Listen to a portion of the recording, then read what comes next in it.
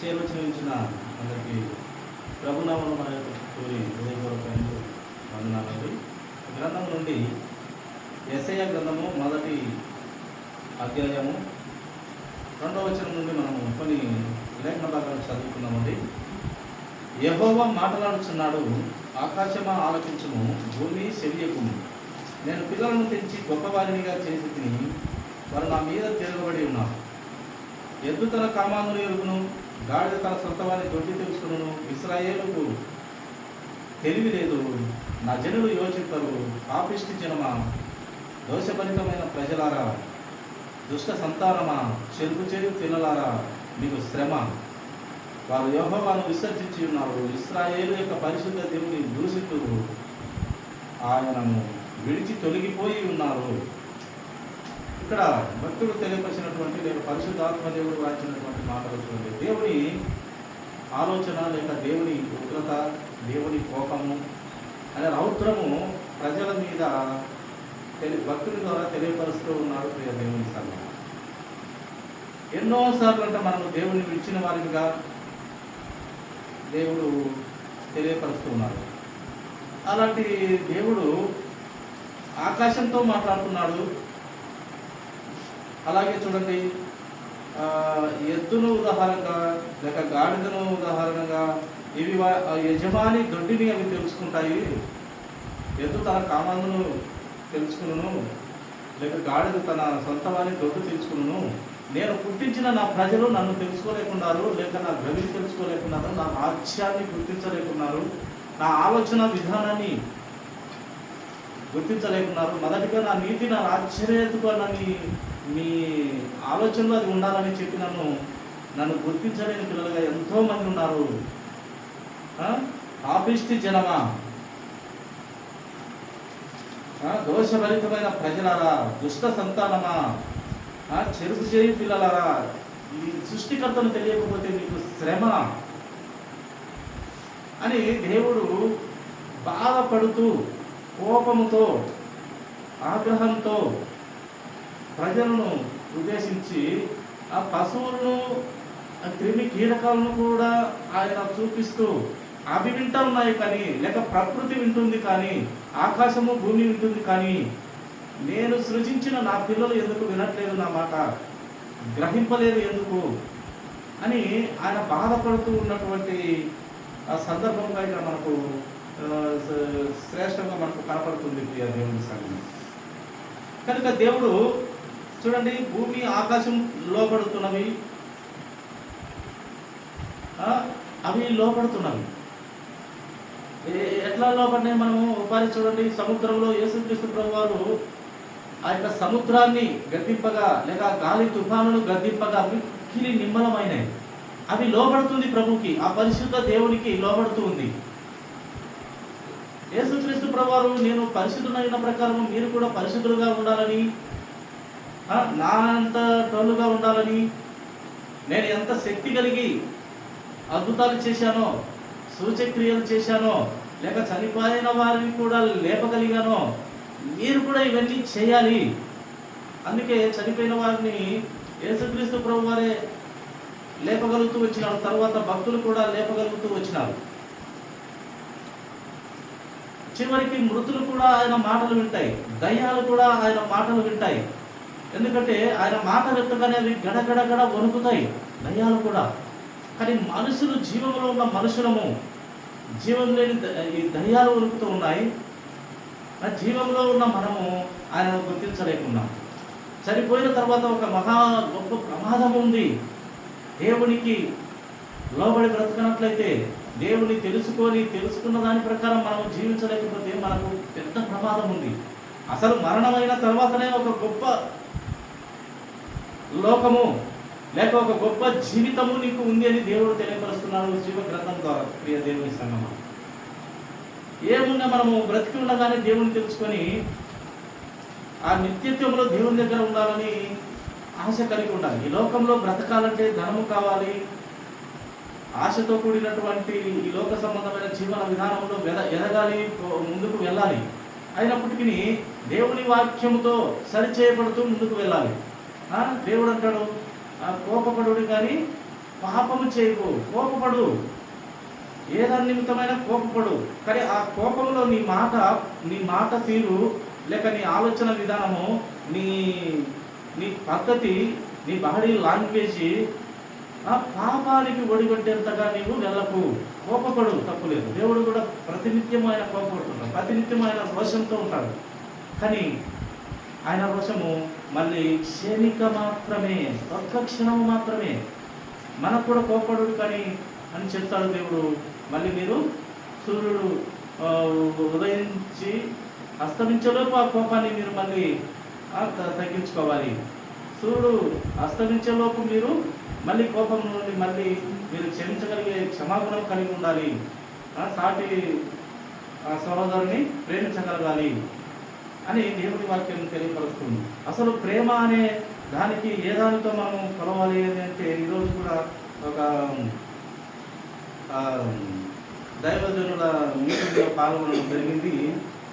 ఈరోజు కూడా ఒక గొప్ప సేవకుడు హైదరాబాద్ నుంచి వచ్చి ఒక గొప్ప మాట చెప్పినాడు. అసలు ప్రేమకు ఏంటి నిర్వచనము, అసలు ప్రేమ అంటే ఏంది, ఎలా మనం ఒక వ్యక్తిని కానీ, ఎవరినైనా కానీ, భార్యనే కానీ, లేదా కూతురు కొడుకునే కానీ, ఎవరినైనా సరే, సాటి సహోదరుని కానీ నీ ప్రేమ ఎలా వ్యక్తపరచగలవంటే, నిజంగా అక్కడ ఉన్న ఇంచుమించు చాలామంది వారిలో కరెక్ట్ అయిన ఆన్సర్లు చెప్పలేకపోయినాం. కానీ ఆ దైవ సేవకుడు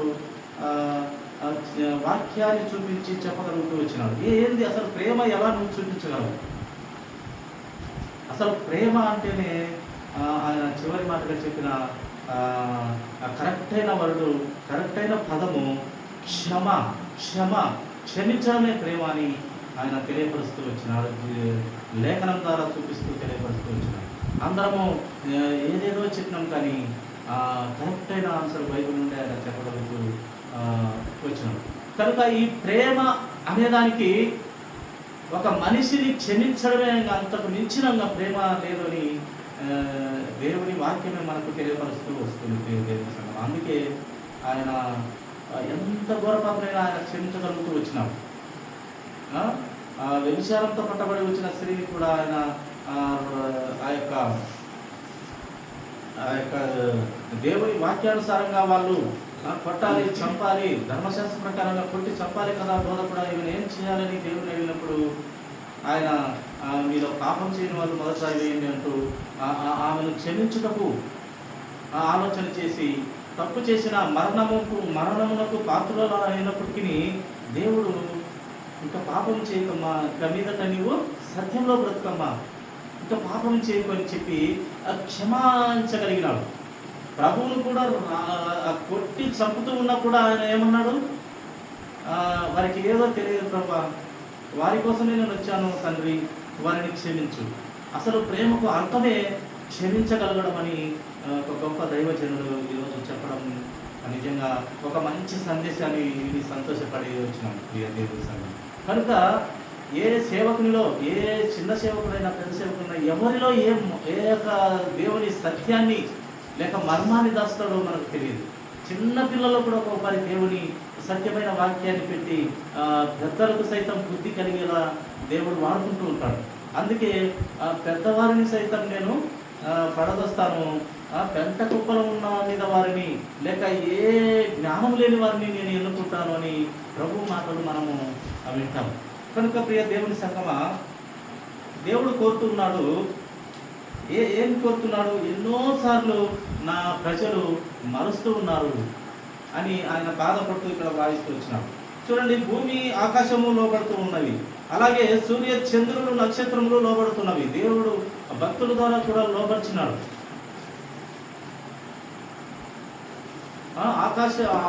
సూర్యుని చంద్రుని కూడా సూర్యుని ఆపినట్టుగా మనము జీవగ్రంథంలో భక్తుల ద్వారా ఆపినట్టుగా మనం చూస్తాం. లేదా ఆకాశం నుండి అగ్ని వచ్చినట్టుగా చాలా అద్భుత కార్యాలు దేవుడు భక్తుల ద్వారా జరిగిస్తూ వచ్చినాడు.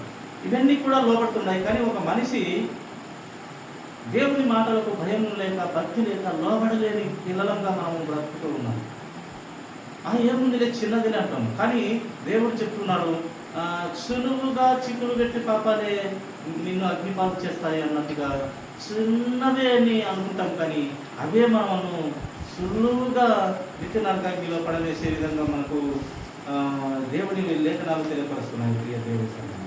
కనుక గాలి లోపడుతుంది, సముద్రము లోపడుతుంది, దేవునికి ఆకాశము భూమి లోపడుతుంది, సూర్య చంద్రుడు నక్షత్రములు లోపడుతున్నవి.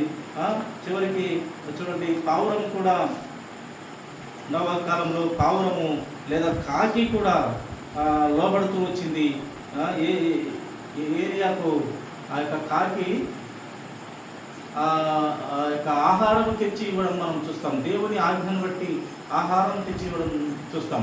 అలాగే చేప యోనాను ఆ సముద్రంలో మింగి మళ్ళీ 3 దినాలు ఉంచుకొని బయటికి వచ్చి మళ్ళీ బయట వదిలేసి కక్కి వదిలేసిపోయినట్టుగా మనం చూస్తాం. ఇవన్నీ కూడా ప్రతిదీ ఈ విశ్వంలో ప్రతిదీ దేవుని వాక్కుకు లేక ఆయన వాక్య నియమానికి లోబడుతుంది, భయపడుతుంది. సైతాన్ నుంచి లేదా యొక్క అపవాది కాడి నుంచి కూడా లోబడుతూ వస్తుంది. ఈ అపవాది కూడా దేవుని పని చేస్తూ ఉన్నాడు ప్రియ దేవుని సంఘం. అపవాది కూడా అసలు అపవాది లేకుంటే అసలు దేవుడు ఇంత గొప్పవాడా, లేక ఇంత శక్తిమంతుడా, ఇంత నమ్మకమైన దేవుడా, ఇంత న్యాయం కలిగిన దేవుడా అనేది తెలియపరచాలంటే అపవాదిగాడు ఉండాలి. అపవాదిగాడు లేకున్నట్లయితే దేవుని బలము కానీ, ఆయన బల సూర్యాలు కానీ, ఆయన అద్భుత కార్యాలు కానీ, సూచక క్రియలే కానీ మనము గుర్తించలేము. అపవాది గాని ద్వారా మనము నిజమైన దేవుని కూడా మనము గుర్తించలేము. ఎందుకంటే దేవుడు ఈ అపవాది గాని ద్వారా కూడా కొన్ని కార్యాలు చేయించుకుంటూ వస్తాడు. యోగు ద్వారా చూడండి, కష్ట నష్టాలు పెట్టినా కూడా, ఆస్తి అంతా కోల్పోయినా కూడా అపవాదికి పంపించి రెచ్చగొట్టి దేవుడే పంపించి ఆస్తి అంతా పోగొట్టి మరణకరమైన రోగం వరకు తీసుకెళ్ళి మళ్ళీ దేవుడు అతడు నా భక్తుడు, నీవేం చేయలేవు, నీకు ఎంత అధికారం ఇచ్చినా అతని ప్రాణం ఒకటి తీయకుండా ఏమైనా చేసుకున్నాను దూరం చేసుకొని చెప్పినప్పుడు ఆ యొక్క భక్తుడిని దేవుడి నుండి వేరు చేయలేకపోయినాడు అపవాది. అంటే అంత భక్తిగా నడుచుకుంటారని భక్తులను మెచ్చుకుంటూ అపవాదికి పర్మిషన్ ఇచ్చి అక్కడ ఆ యొక్క క్రమం మనము బైబిల్ గ్రంథంలో చూస్తాము. కనుక ఈ అపవాది కూడా ఒక్కొక్కరి దేవుని పనే జరిగిస్తూ వస్తూ ఉంటాడు. చూడండి, అలాగే ప్రతిదీ పావురం కానివ్వండి, కాకి కానివ్వండి, గాడిద చూడండి, బిలాము విషయంలో గాడిద చేత బుద్ధి చెప్పించినాడు. బిలాము విషయంలో గాడిద చేత బుద్ధి కలిగింది. ఆయన మహా ప్రవక్త. ఆయన శపిస్తే శపించబడుతుంది. ఏ దేశమైనా ఏ ప్రాంతంలోనైనా ఆయన నోరు తెరిచి శపిస్తే అక్కడ శపించబడతారు, లేదా ఆయన దీవిస్తే దీవించబడతారు. అంత శక్తి కలిగిన మహా గొప్ప ప్రవక్తకు దేవుడు గాడిద ద్వారా బుద్ధి కలిగేలా ఆయన చేసినాడు. గాడిద కూడా దేవునికి లోబడుతూ వచ్చింది. కనుక చూడండి, ఈ భూమి మీద ప్రతి పురుగు కానివ్వండి, క్రిమి కీటకాలు కానివ్వండి, పశువులు కానివ్వండి, ఏదైనా కానివ్వండి, దేవుని మాటకు లోబడుతూ జంతువులు సైతం, పురుగులు, క్రిమి కీటకాలు సైతం లోబడుతూ వస్తున్నాయి. కానీ సృష్టి అంతా కూడా లోబడుతూ వస్తుంది. కానీ ఒక మానవుడు మాత్రం దేవుని వాక్యం ఎంత చెప్పినా లేక చిరువుగా చిన్న వాటికి ఏమంటాము, చిన్న వాటికి బానిసలై, చిన్న వాటికి వ్యసనాలకు లోనై అపవాది చేత పీడింపబడుతూ ఈ యుగ సంబంధమైన దేవత వారి కన్నులకు గుడ్డితనాన్ని కలుగజేస్తూ వారిని వాడుకుంటూ ఆ వ్యసనంలోకి లాగుతూ అపవాది గారు వాడుతూ ఉంటాడు. వీటన్నిటి నుండి బయటపడాలని దేవుడు చూడండి ప్రతి జీవి నుండి మనకు బుద్ధి జ్ఞానం నేర్పుతూ వస్తున్నాడు దేవుడు. సచ్చిన శవాలు కూడా దేవునికి, మృతులు కూడా దేవునికి లోబడుతూ ఉన్నాయి. ఎండిపోయిన ఎముకలకు జీవము ఇచ్చే దేవుడు మన యేసుక్రీస్తు ప్రభువు. కనుక చూడండి, లేఖనాలన్నీ కూడా మనం చెప్పుకుంటూ పోతే సమయం అవుతుంది. కనుక మామూలుగా దేవుని గ్రంథంలో వాయించినటువంటి మాటలు, లేఖనాలు చెప్పుకుంటూ పోతే సమయం చాలదు. కనుక ఇలా తెలియపరుచుకుంటూ వెళ్తున్నాం ప్రియ దేవుని సంగమా. చూడండి, దయ్యాలు కూడా లోబడుతున్నాయి. ఒకటి చదువుతాం, లూకాసు వార్త చూడండి 8వ అధ్యాయము. లూకాసు వార్త 8వ అధ్యాయము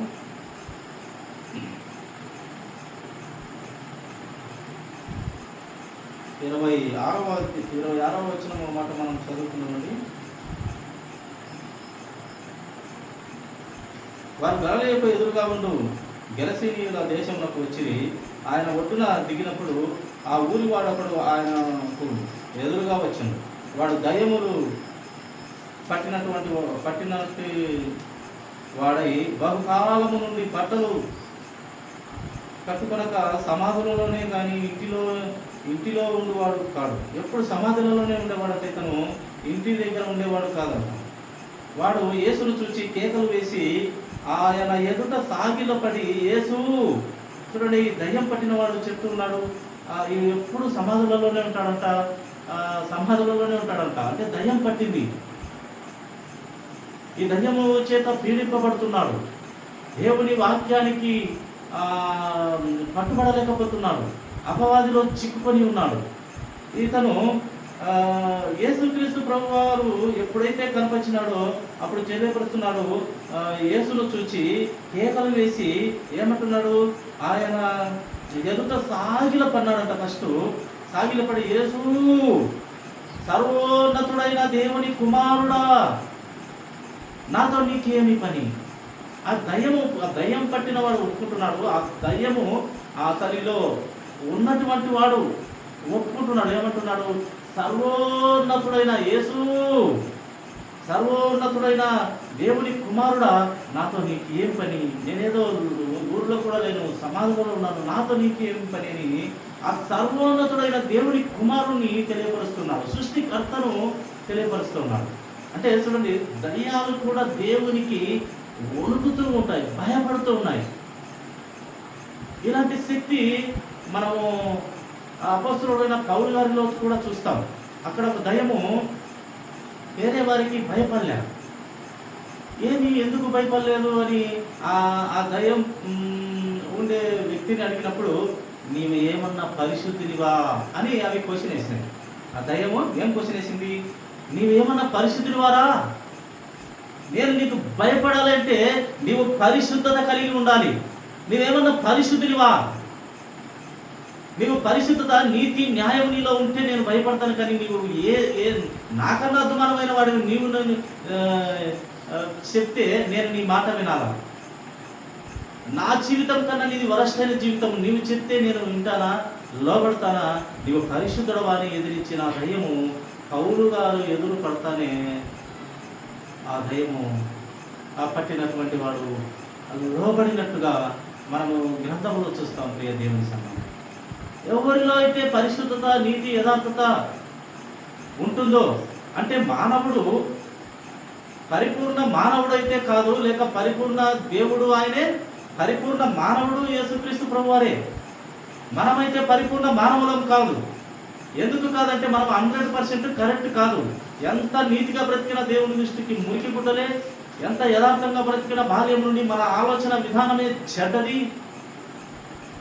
మనం ఎంత పవిత్రంగా బ్రతికినా మన బ్రతుకంతా కూడా చెడ్డదని దేవుడు చెప్పేసినాడు. నేను కరెక్ట్గా నిదానంగా దృష్టించి చూస్తే మీలో లోపము లేనివాడు ఎవడు అన్నాడు దేవుడు. నేను కరెక్ట్గా చూస్తే ఎవరా మీలో నిలబడేది నా ముందు? నేను చూడకపోతున్నా కాబట్టి మీరు అలా నా ముందు నిలబడుతున్నారు, కొంచెం మాట్లాడగలుగుతున్నారు. కానీ నేను దృష్టించి చూస్తే ఎవడు నీతిమంతుడు, ఎవడు పరిశుద్ధుడు అని దేవుడు అంటున్నాడు. దేవుని అయినప్పటికీ దేవుని ప్రేమ ఆయన మనుషుల మీద వదిలేయడం లేదు. అందుకే మనము పరిపూర్ణమైన మానవులమైతే కాము. ఎంత యథార్థంగా, పరిశుద్ధంగా, నీతిగా బ్రతికిన మనము 100% పరిపూర్ణ మానవులమైతే కాము. కానీ పరిపూర్ణ మానవులు అవ్వాలనే దేవుడు కోరుతూ ఉన్నాడు. కనుక వాక్యంతో ప్రతిరోజు మన బ్రతుకులు మార్చుకుంటూ, దిద్దుకుంటూ ముందుకు వెళ్ళడమే మన మన మన బాధ్యత, మనకు అది ధన్యత. ఎందుకంటే పాప స్వభావము, పౌలు గారు అన్నట్టు, పాప స్వభావము నాలో నియమితమై ఉంది. నేను ఎంత కరెక్ట్గా బ్రతికినా ఆ స్వభావం నాలో ఉంది. నా మాట వినట్లేదు. అది ఆ స్వభావం అనేది నాలో ఉంది కనుక, నేను ఎంత కరెక్ట్గా బ్రతికినా ఆ స్వభావం అనేది నాలో ఉంది కనుక, నేను 100% కరెక్ట్ అయిన పరిపూర్ణ మానవునిగా నేను ఉండలేకపోతున్నాను. ఎందుకంటే ఆ స్వభావమే నాలో ఉంది. అందుకే ఒక పాము పిల్ల కానీ, లేక ఒక సింహం పిల్ల కానీ దాని ఇంటికి తెచ్చి ఎంత అపురూపంగా పెంచినా కొన్ని దినాల తర్వాత దాంట్లో ఒక స్వభావం ఉంటుంది. ఆ పాముకైతే కాటు వేసే స్వభావం ఉంటుంది. నువ్వు ఎంత మంచిగా సాకినది దాని వయసు వచ్చినాక, దానికి ఒక దశ వచ్చినాక అది కాటు వేస్తుంది. దాని స్వభావమే అంత. అలాగే ఒక సింహము దాని వయసు వచ్చేంత వరకు మామూలుగానే ఉంటుంది. అది రక్తము తాగే సింహం కదా, వేటాడి తినే సింహం కదా, ఏదో ఒక సూరి అది మనుషులకు హాని కలిగించే ప్రయత్నం చేస్తుంది.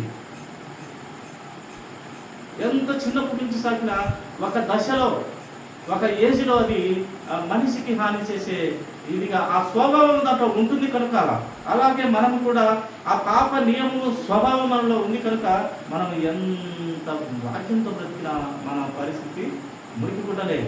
మనం ఎంత నీతిగా బ్రతికినా మురికిగుడ్డలే. మన ఆయన ప్రభు దృష్టించి చూస్తే మనము ఆయన ఎదుట నిలవలేము.